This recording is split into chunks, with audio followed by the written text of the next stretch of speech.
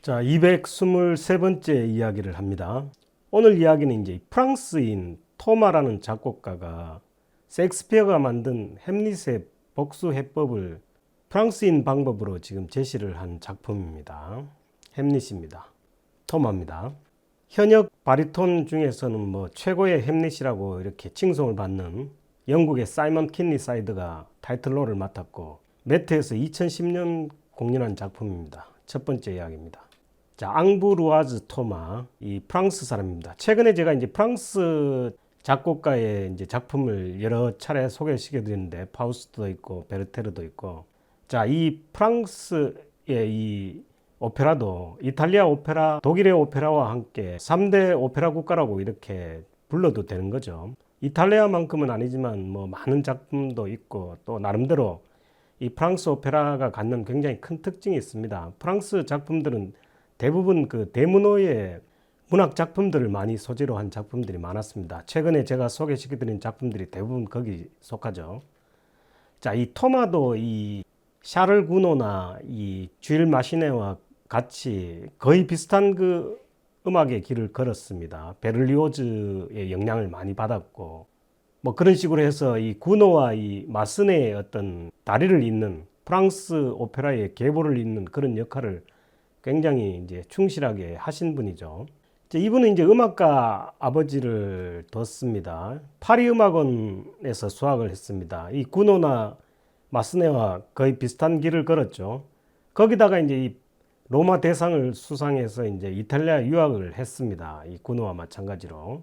그러면서 이제 이 구노와 마스네를 어떻게 보면 이제 뭐 구노보다는 오히려 이제 나이가 몇 살이 많습니다. 7살이 많긴 했지만 이제 작품 활동을 한 시기는 이제 구노보다 조금 늦어지죠.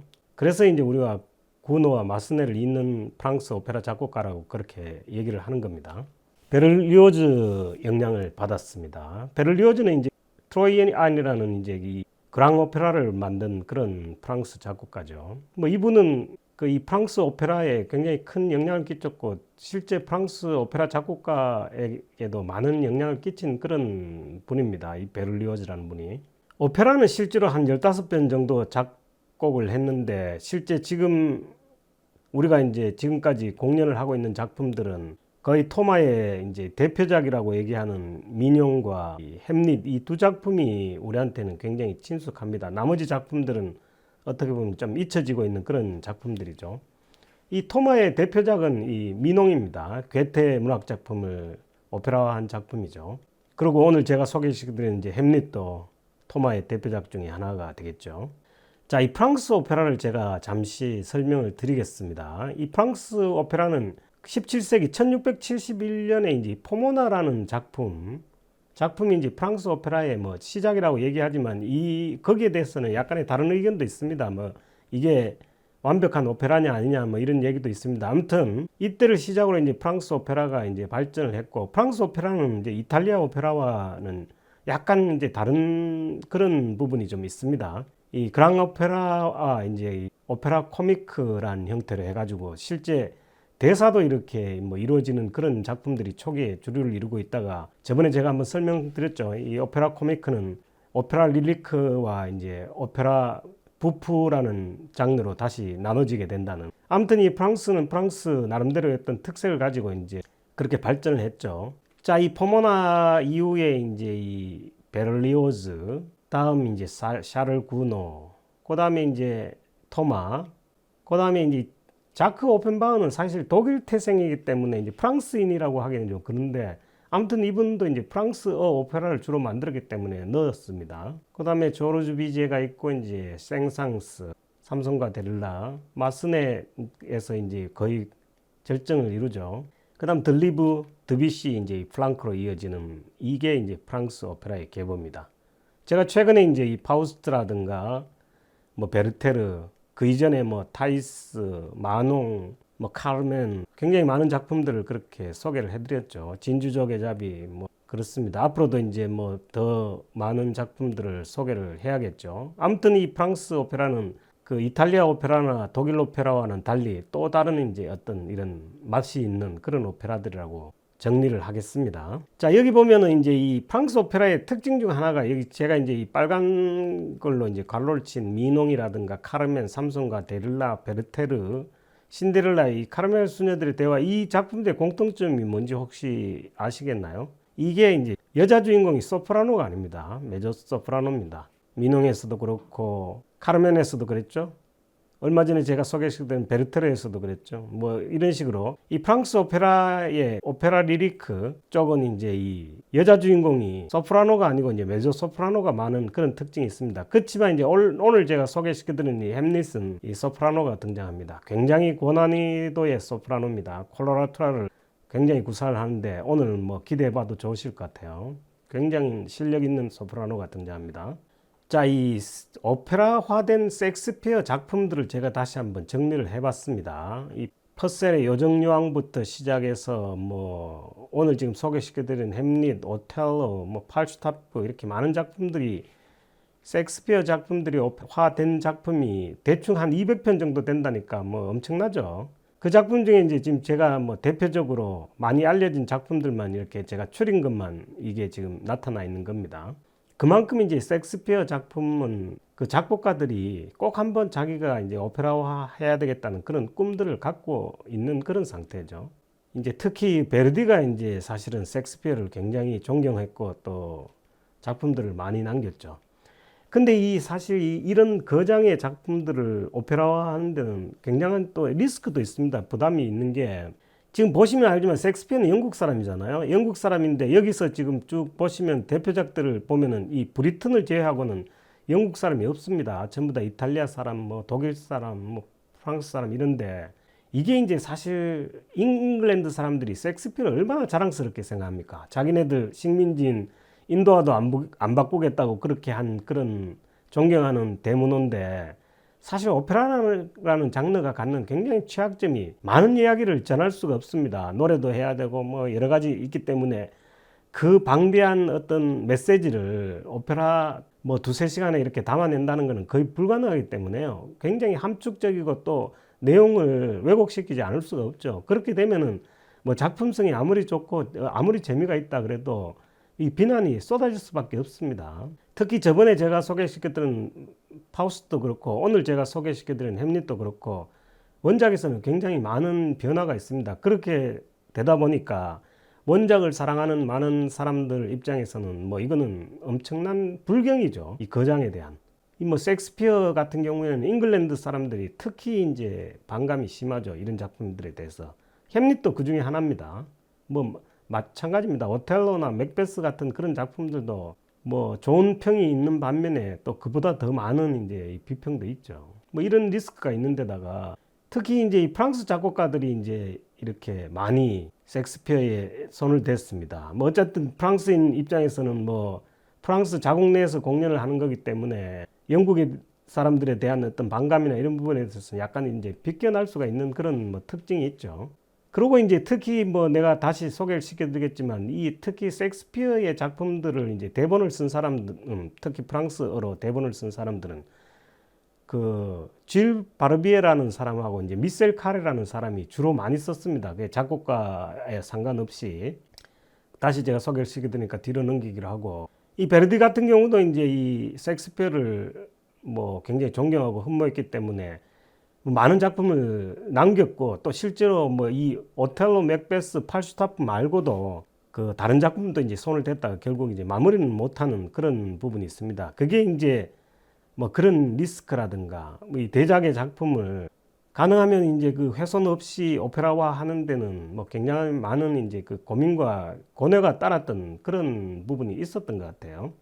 그렇습니다. 그런데 이제 이 단 한 분의 영국 그 작곡가인 브리튼 뭐 거의 현대 오페라 작곡가인데 이분이 이제 그 셰익스피어의 한여름밤의 꿈은 지금 이 많은 작품들 중에서 유일하게 거의 원작의 손상이 거의 없다고 그렇게 인정을 받고 있는 작품입니다. 같은 영국 사람으로서 그 셰익스피어의 작품을 훼손할 수가 없었던 부분이 있죠. 그러니까 이 브리튼의 한여름밤의 꿈은 거의 원작과 거의 맥을 같이 하는 그런 작품이라고 보시면 돼요. 대문호의 작품을 오페라화 하는 데는 이제 한계가 있고 또 그런 리스크가 따르기 때문에 함부로 손대기가 어려웠다. 뭐 이런 부분이 있습니다. 뭐 그렇게 정리를 하겠습니다. 자, 이 오페라 햄릿을 보겠습니다. 이 지금 포스터가 이게 이제 그 햄릿을 이제 프랑스에서 초연할 때 그때 썼던 오페라입니다. 굉장히 좀 그로테스크하죠.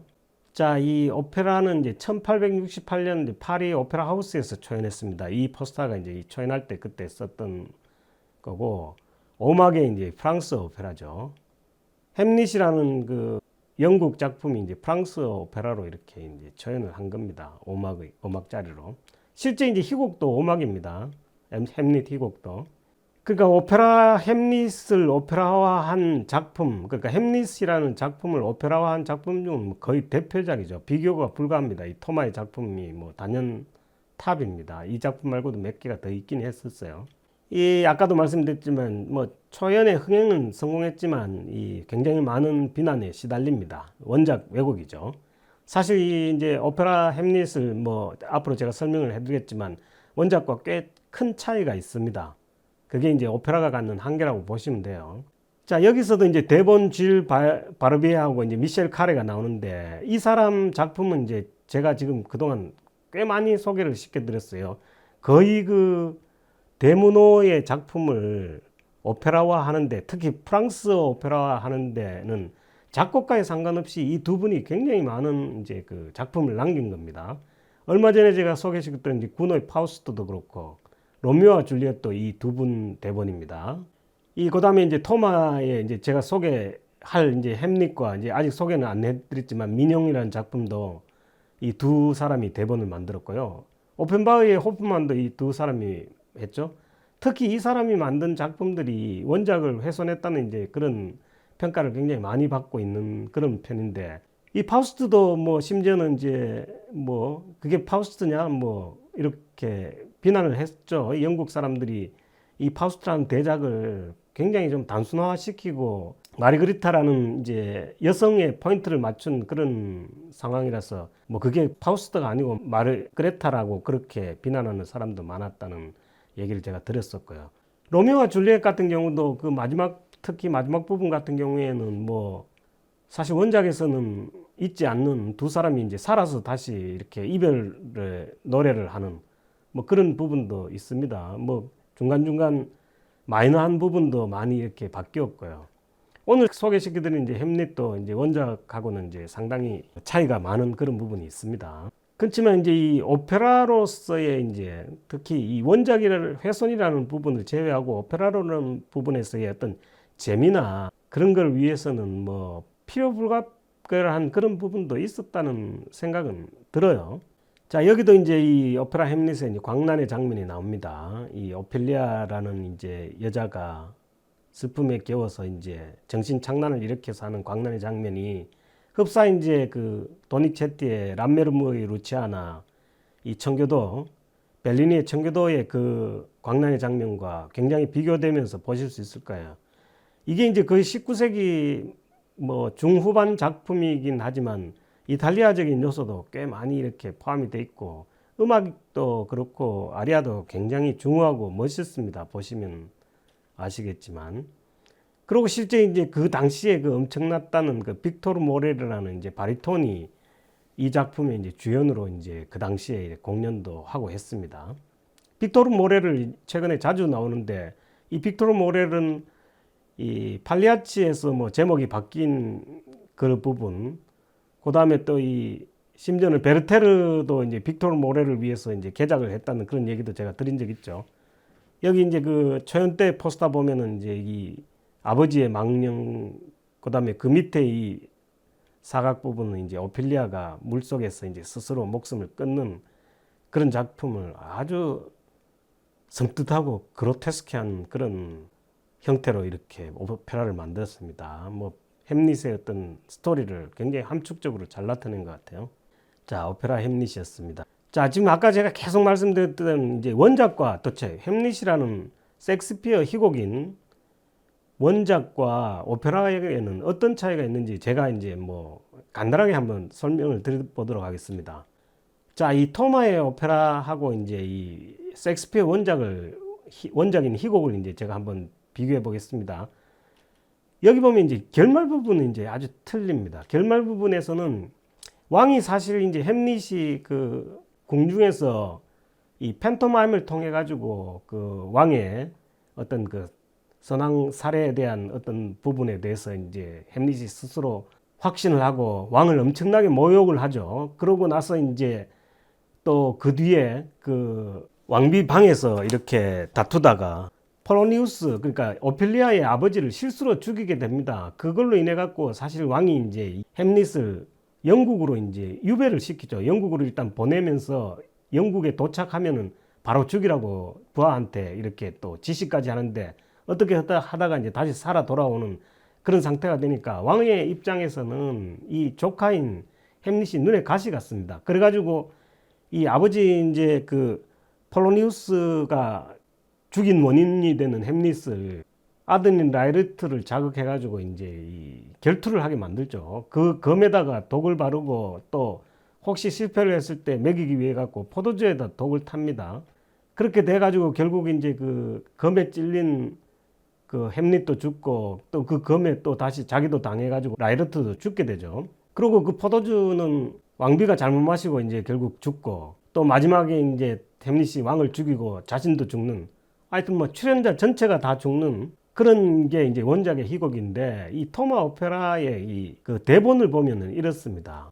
아버지 복수를 한 후에 아버지가 이제 망명이 나타나 갖고 아들의 죽음을 만류를 합니다. 그러고 이제 왕비는 수녀원으로 이렇게 들어가 회개를 하고 죽지 않습니다.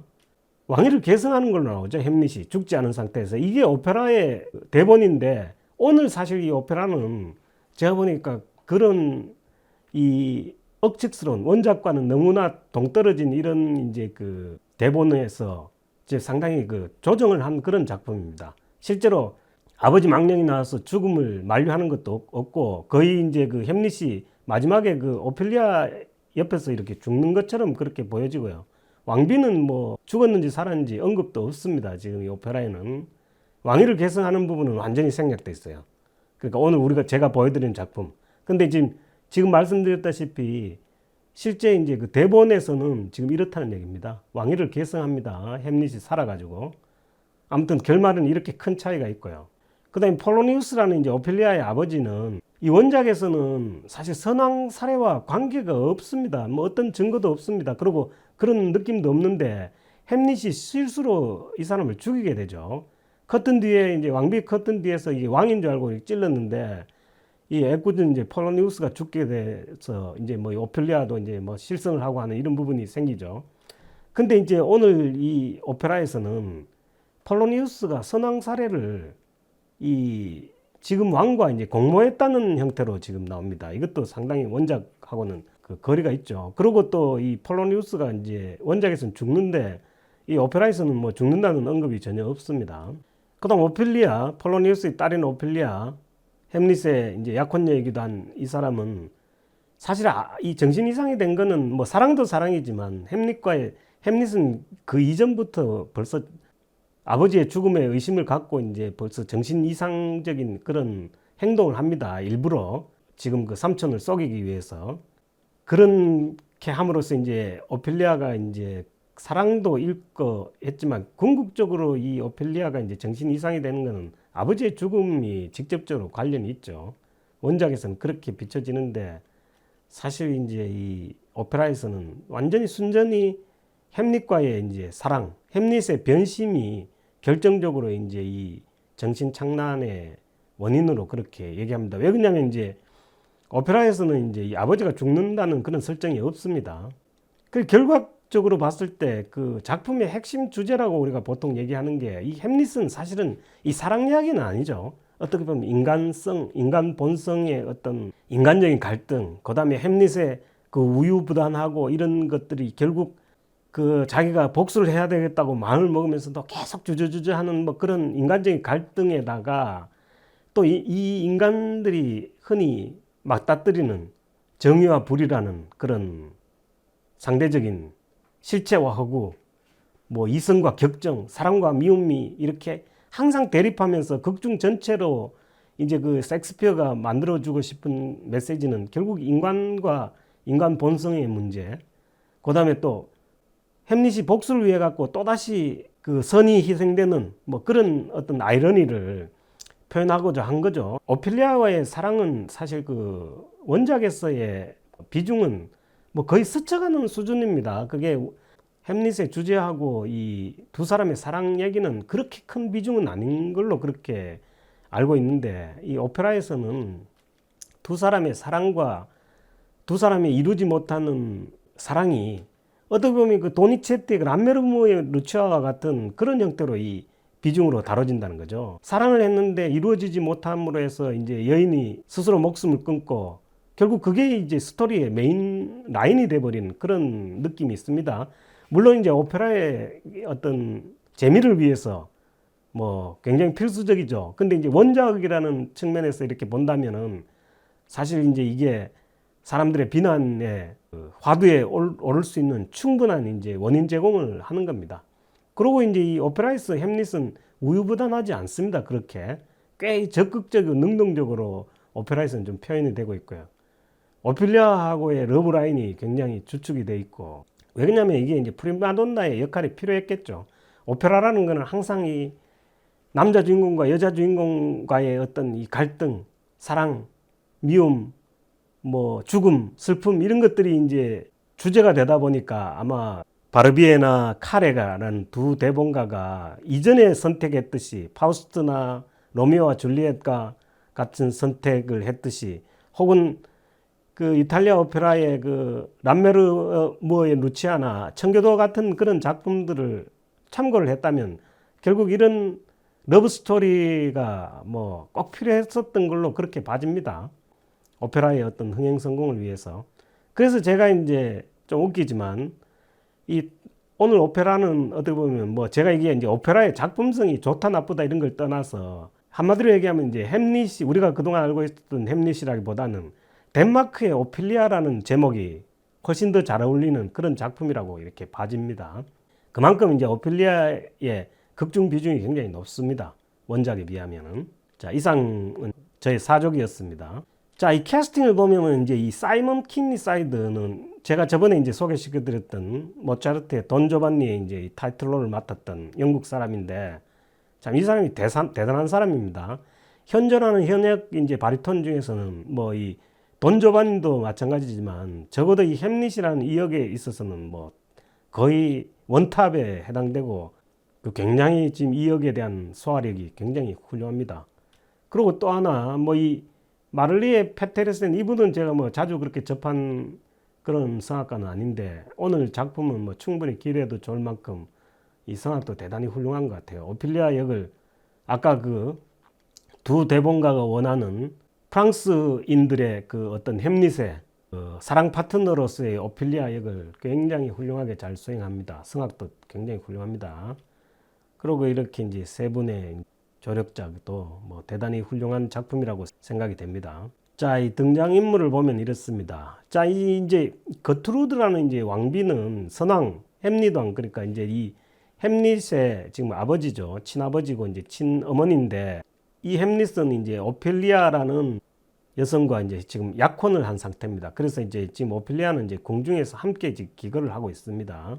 근데 이제 선왕의 동생인 이제 클로드라는 사람이 왕비와 같이 공모를 해서 이제 이 햄릿 왕이 잠든 상태에서 귀로 이제 독약을 넣어가지고 죽인다는 게, 이게 이제 망령이 귀신이 돼서 나타나서 햄릿한테 들려준 이제 이 살인 정황입니다. 뭐 이게 그러니까 참인지 진실인지 부분에 대해서는 이제 뭐 아무도 모르는 거죠.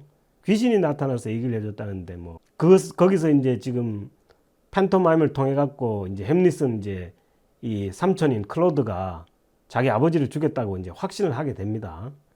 뭐 이런 상태인데, 이제 이 그 폴로니우스라는 사람은 이제 오피리아의 그 아버지고 이제 고문관인 이제 고위 이제 신하인데, 이 사람이 이제 오페라에서는 햄릿 왕을 죽이는데 공모를 한 걸로 이제 그렇게 확실하게 나옵니다. 햄릿이 이제 몰래 숨어서 듣게 되는 얘기죠. 지금 이제 이 마르셀이나 오라스라는 이 부하는 이제 친구이자 이제 햄릿의 부하가 이제 선왕의 이제 망령을 이제 햄릿한테 알리죠. 그래가지고 이 사건의 전모를 이제 햄릿이 알게 되는 그런 상황이고요.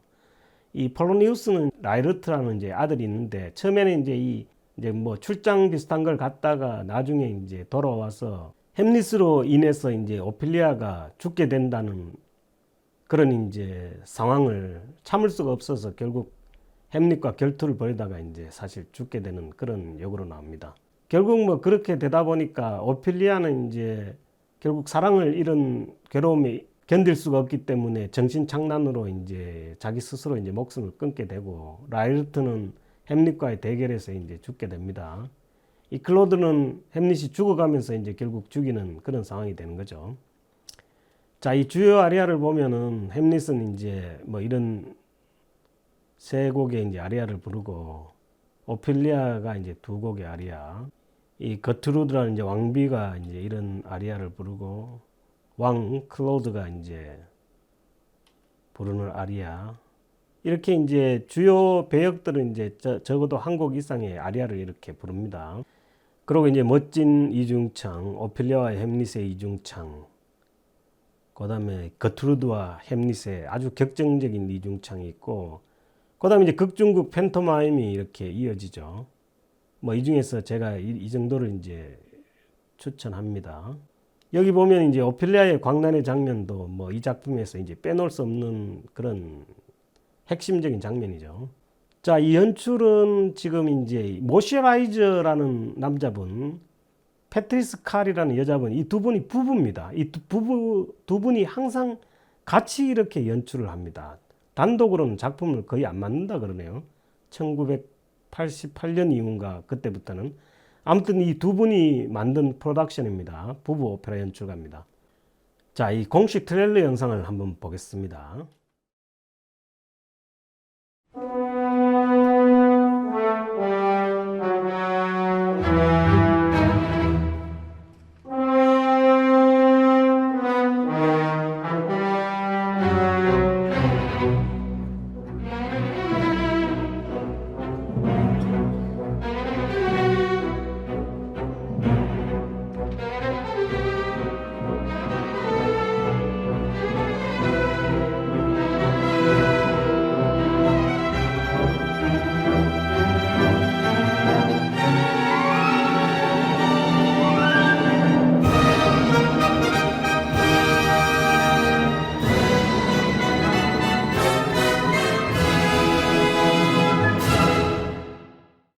자, 이 지휘는 루이 랑글이라는 이제 프랑스 분이고요. 멋진 분이죠. 자, 이 전주곡을 한번 들어보겠습니다.